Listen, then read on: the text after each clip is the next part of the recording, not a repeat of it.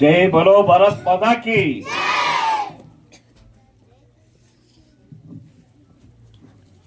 2025-26ನೇ ಸಾಲಿನ ಮುಳಬಾಗಿಲು ತಾಲೂಕಿನ ಪದ್ಮಘಟ್ಟ ಶಾಲೆಯಲ್ಲಿ ಉರ್ದು ಶಾಲೆಗಳ ಮಾದಘಟ್ಟ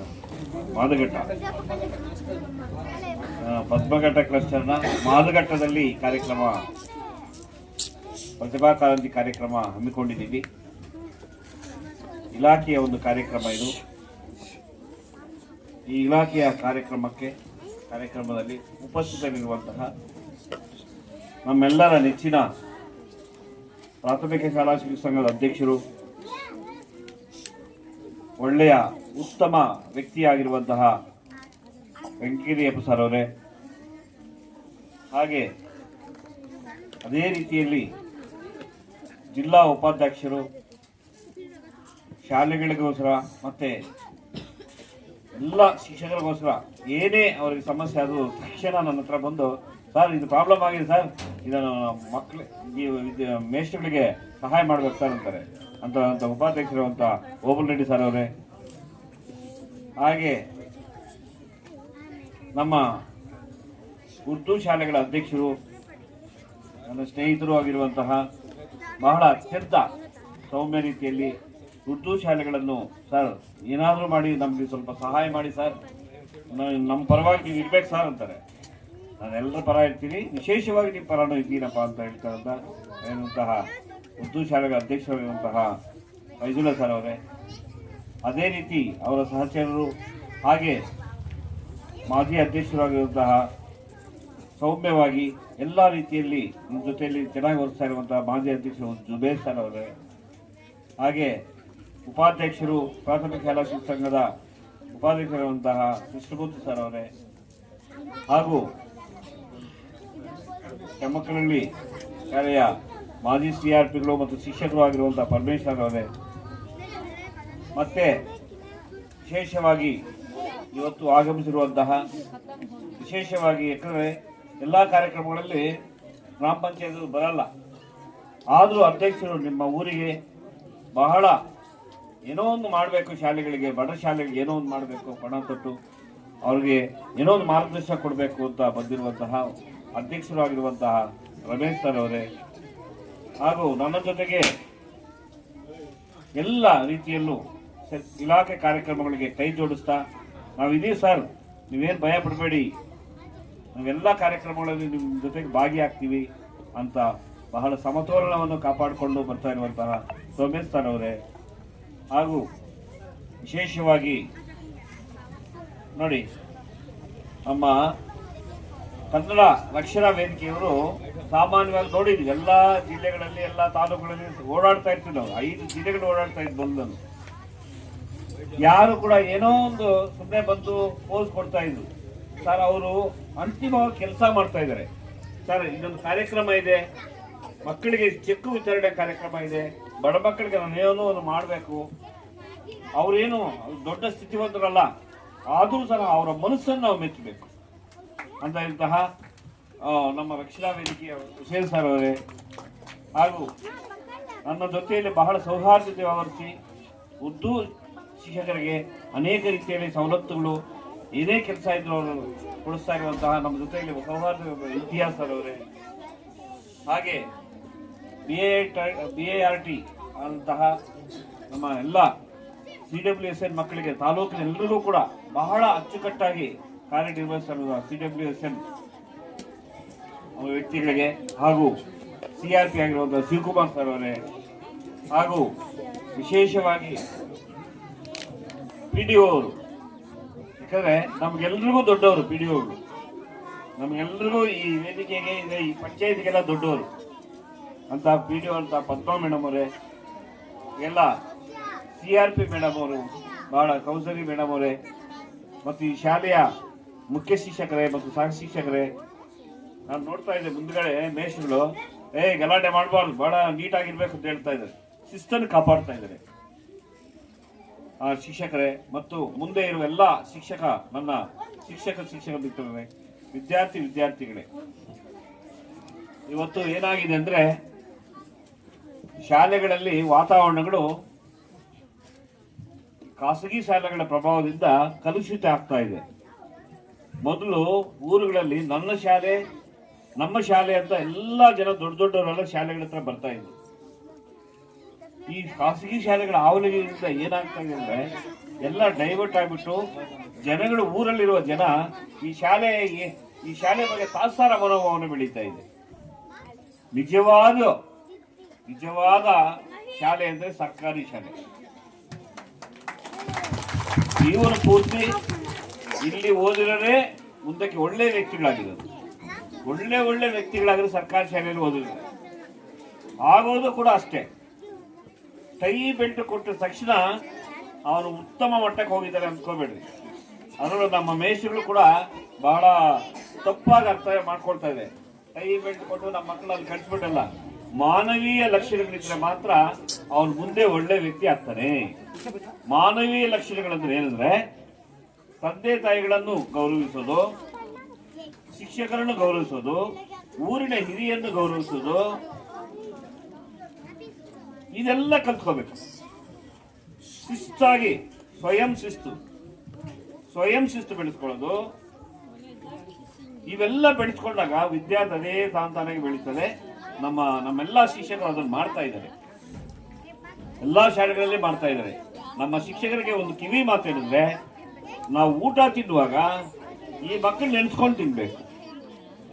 ಯಾಕೆಂದ್ರೆ ಈ ಮಕ್ಕಳನ್ನು ನಾವು ಬೆಳೆಸಿ ಈ ಶಾಲೆಗಳಲ್ಲಿ ಉಳಿಸ್ಕೊಂಡು ಈ ಶಾಲೆಗಳಲ್ಲಿ ಬೆಳೆಸ್ತಾ ಹೋದ್ರೆ ನಾವು ಚೆನ್ನಾಗಿರ್ತೀವಿ. ನಮ್ಮ ಮಕ್ಕಳು ಚೆನ್ನಾಗಿ ನಾವು ಪೋಷಣೆ ಮಾಡ್ಕೋಬಹುದು. ನಮಗೆ ಜಾಬ್ ಇರ್ತದೆ. ನಮಗೆ ಜಾಬ್ ಇರ್ಬೇಕಾ, ಈ ಮಕ್ಕಳು ನಾವು ಪ್ರೀತಿ ಮಾಡ್ಬೇಕು. ಈ ಮಕ್ಕಳನ್ನು ಚೆನ್ನಾಗಿ ನೋಡ್ಕೋಬೇಕು. ನಮ್ಮ ಮಕ್ಕಳು ಚೆನ್ನಾಗಾಗ್ತಾರೆ. ಇವನ್ ನೆಗ್ಲೆಕ್ಟ್ ಮಾಡಿ ನಾವೇನಾದ್ರೂ ಏನೋ ಸಾಧನೆ ಮಾಡಿದೀವಿ ಅಂದ್ರೆ ಸಾಧನೆ ಮಾಡಕ್ ಸಾಧ್ಯನೇ ಇಲ್ಲ, ಸಾಧನೆ ಆಗೋದು ಇಲ್ಲ. ನಿಮ್ಮ ಮನೆ ಚೆನ್ನಾಗಿ ಬೆಳಿಬೇಕಾದ್ರೆ ನಮ್ಮ ಮಕ್ಕಳು ಚೆನ್ನಾಗಿ ನೋಡ್ಕೋಬೇಕು. ಸರ್ಕಾರಿ ಶಾಲೆ ಮಕ್ಕಳು ಚೆನ್ನಾಗಿ ನೋಡ್ಕೊಡಿ. ನಿಮಗೆ ಮನಸ್ಸಿಗೆ ನೆಮ್ಮದಿ ಇರ್ತದೆ. ಮನೆಗೆ ಹೋದ್ರೆ ನಿಮ್ಮ ಮಕ್ಕಳ ಮೇಲೆ ನೀವು ಅವ್ರಿಗೆ ಬುದ್ಧಿ ಹೇಳ್ಬೋದು. ನಾನು ಒಳ್ಳೆ ಶಿಕ್ಷಕ ಅಂತ ನೀವು ನಿಮ್ಮ ಮಕ್ಕಳು ಕೂಡ ನಿಮಗೆ ಭಯ ಪಡ್ತಾರೆ. ಇಲ್ಲಿ ಏನಾದ್ರೂ ಸಮಾಜದಲ್ಲಿ ಫೇಲ್ಯೂರ್ ಆಗಿ ಮನೆಗೆ ಹೋದ್ರೆ ನಿಮ್ಮ ಮಕ್ಕಳು ಕೂಡ ನೀವು ಮರ್ಯಾದೆ ಕೊಡೋದಿಲ್ಲ.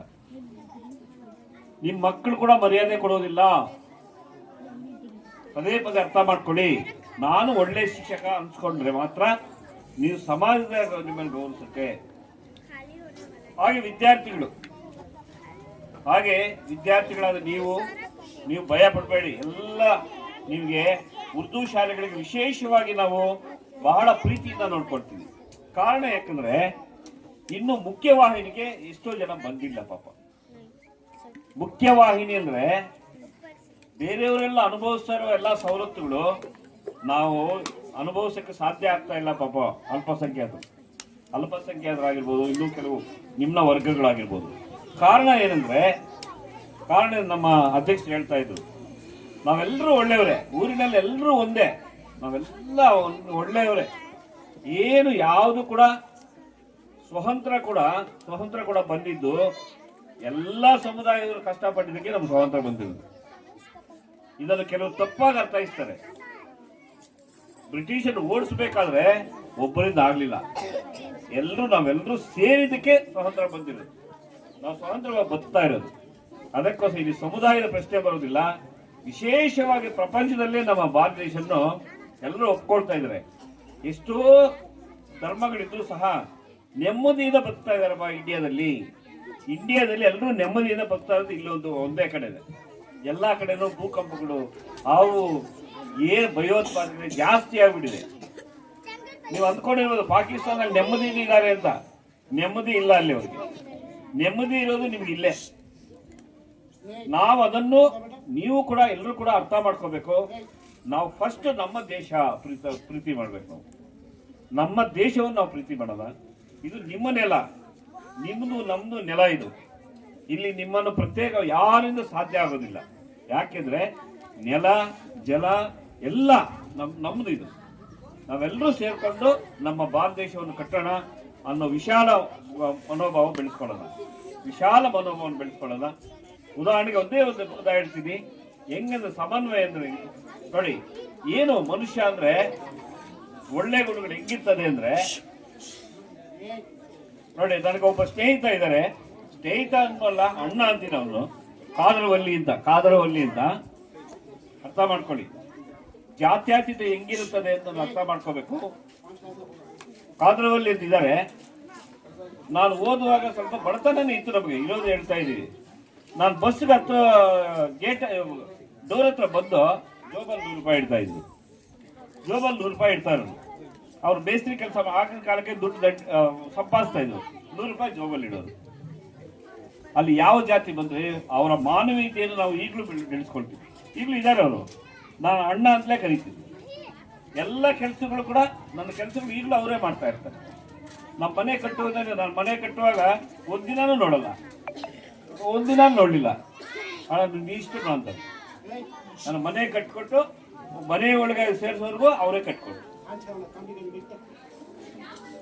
ಎಷ್ಟು ಪ್ರೀತಿ ವಿಶ್ವಾಸ ಇದೆ ಅಂದ್ರೆ ನಮ್ಗೆ, ಅಷ್ಟು ಪ್ರೀತಿ ವಿಶ್ವಾಸ. ಅರ್ಥ ಆಯ್ತಾ? ಇದು ಜಾತ್ಯಾತೀತ ಇರೋದು. ಮನುಷ್ಯನ ಅರ್ಥ ಮಾಡ್ಕೋಬೇಕು ಅಂತ ಹೇಳ್ತಾ, ಎಲ್ಲ ಅಷ್ಟೇ ನಾವು ಪ್ರೀತಿ ಮಾಡ್ಬೇಕು. ನಮ್ಮೂರಲ್ಲಿ ಗೌಡರು ಇದ್ದಾರೆ. ನಾನಂದ್ರೆ ಬಹಳ ಇಷ್ಟ ಅವರಿಗೆ.